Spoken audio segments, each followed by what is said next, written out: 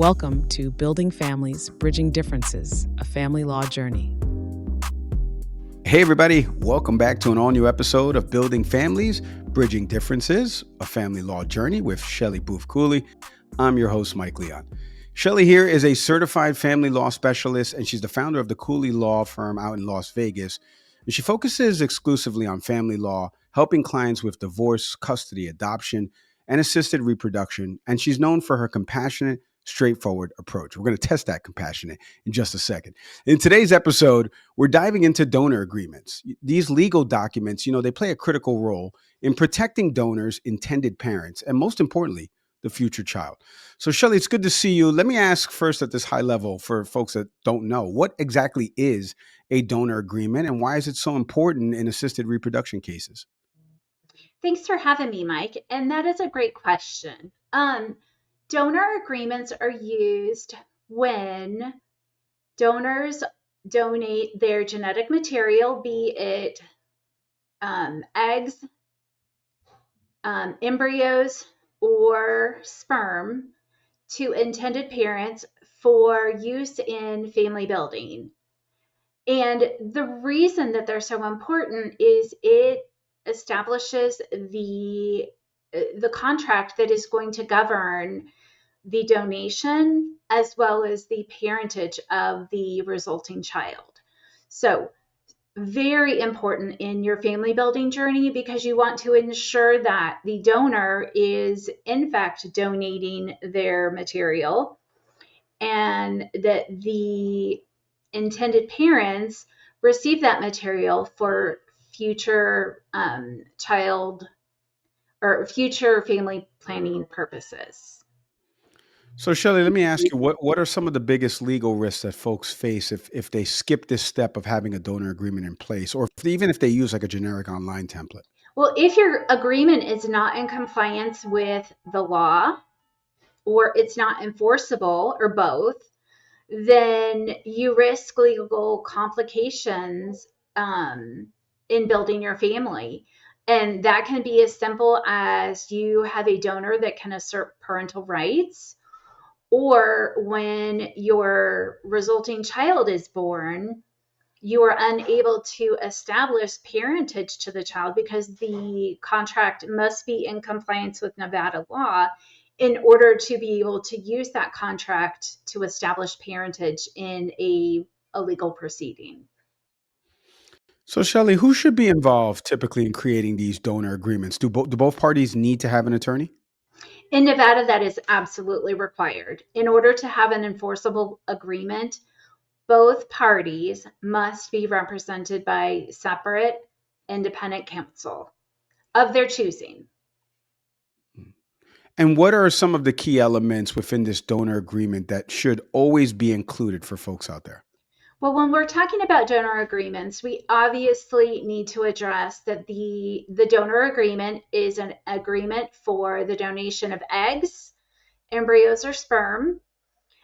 You don't see sperm donor agreements very often unless it is a known or identified sperm donor agreement, which you may have a circumstance where a family member or a dear friend donates their genetic material. So in that type of agreement, you would have a sperm donor agreement. Otherwise, those are often handled with the clinic, and they have their own forms for that.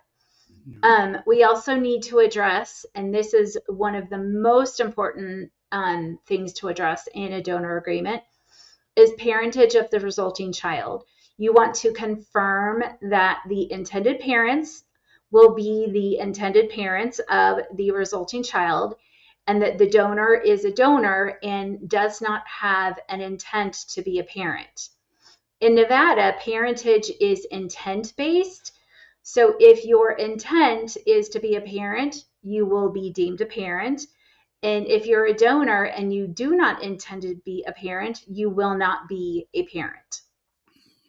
I want to go back to something you just said there. You said two things, actually. One about the law with respect to Nevada, and another one about an important distinction that I would love for you to kind of explain here, which is known donors versus anonymous donors. So, how does the law in Nevada treat those two different folks, and why does that distinction matter? In Nevada, a donor agreement is enforceable whether it is known or identified or anonymous and or non-identified. The law does not treat that the law does not treat that distinction differently. The reason why it matters is in Nevada, a contract is enforceable so long as it is not in violation of the law. So if the contract indicates that the donor is identified or known, then that contract can be enforced. If the contract indicates that the donor is anonymous or non-identified, then that donor will remain non-identified throughout the process, including after the donation. And I want to clarify why I'm distinguishing between known and identified versus anonymous and non-identified. This change in terminology is a recognition of our changing times, and with the evolution of DNA testing and the spit in the container, send your DNA, and then we'll connect you with all your family members types of services. I won't name any specifically, but we all know what I'm talking about. Anonymity is not possible. Anonymity is something that just isn't practical in these times any longer. So we call donors known donors or identified donors and non-identified because they are not identified through the process. So, Shelly, let me ask you, what happens if someone changes their mind right after the donation? The donor's like, you know what, I changed my mind. Can a donor ever claim parental rights? So when we're talking about a donation agreement, prior to the medical process being started for the retrieval of the genetic material, either party, the donor or the intended parents, may cancel the contract. However, once the donation has occurred and the contract has been satisfied or fulfilled, meaning the donor has provided their material, they've donated their material to the intended parents for their use, the donor, if we have a valid enforceable donor agreement, cannot claim parental rights to this child. And the reason is that in Nevada, parentage is intent-based. So at the time the contract was entered, the donor did not intend to be a parent, and the intended parents intended to be the parents of the resulting child from that material. So a donor cannot come back and later assert parental rights to a resulting child that they donated the genetic material for.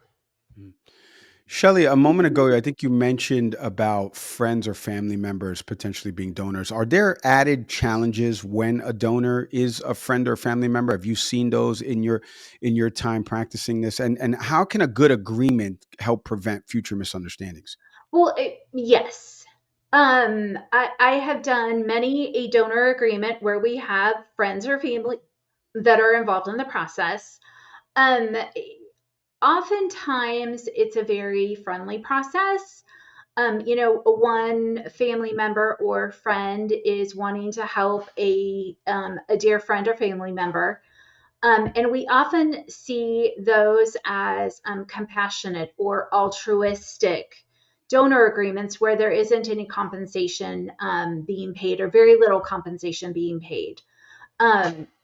What we need to do is in that agreement, we need to specify compensation terms, obviously, whether it's going to be an altruistic or compassionate journey, or whether there is going to be compensation paid, and what the future contact is going to be.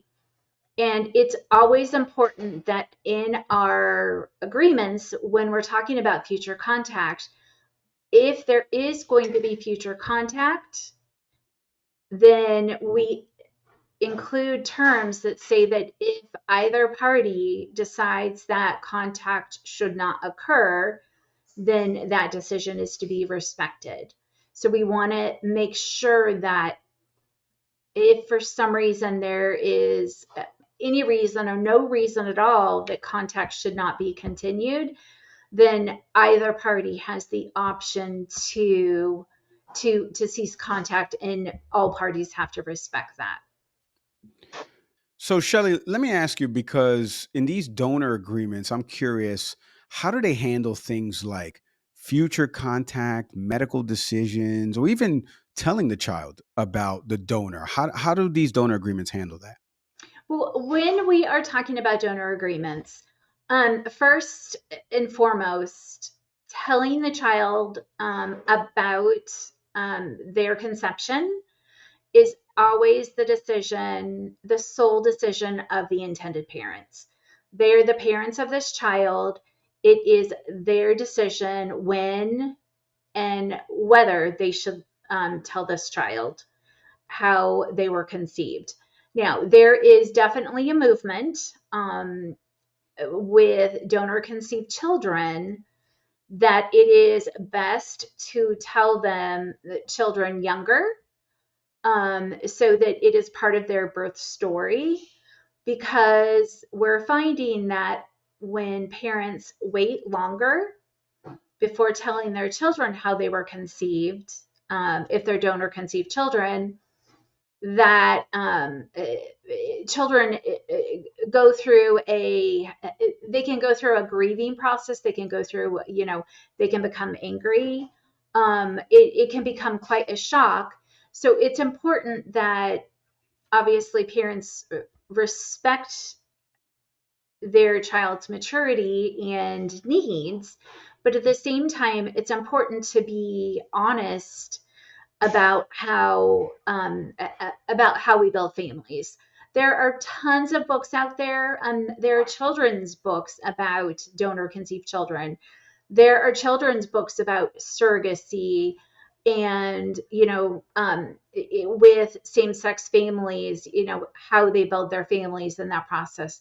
So for parents that may have trouble or not know the words to use, we've got books out there that will help parents talk to their kids about that process if it's difficult for them to do so. But it is important that they talk to their children about this, because the last thing you want is for your child to become a teenager and to realize that they're donor conceived, and then the whole world has been, the rug has been pulled out from under them, so to speak. Yeah. Shelly, what's a piece of advice as we land the plane here? What's a piece of advice you would give to somebody right now? They're thinking about starting the donor process. They want to avoid legal complications down the road. What's a piece of advice you would give to them? Work with an assisted reproductive technology expert. The Academy of Adoption and Assisted Reproduction Attorneys is an international organization that vets, and I'm like stringently vets art and adoption professionals. And to become a fellow, you have to meet very stringent criteria. I am a dual fellow, which means I am an adoption and art expert or specialist in these fields. And it's a cutting edge organization. We are involved in the international level on adoption and art processes, and making sure that in all that we do, that the best interest of children is protected. It's great to hear. And Shelly, thank you so much for the time and insights on this. We truly appreciate it. Thank you for having me, Mike. And thank you to everybody out there for listening to another episode of Building Families, Bridging Differences with Shelly Booth Cooley. Look, if you're using or you're even thinking about using a donor to build your family, don't skip the legal steps. that protect your future. Do me a favor right now. Visit CooleyLawLV.com to learn more or schedule a consultation with Shelly and the team. And if you found this episode helpful, do me a favor. Like, subscribe, leave a review and comment, or share it with somebody who needs to hear it. As always, I'm Mike Leon. We'll see everybody next time. Thank you.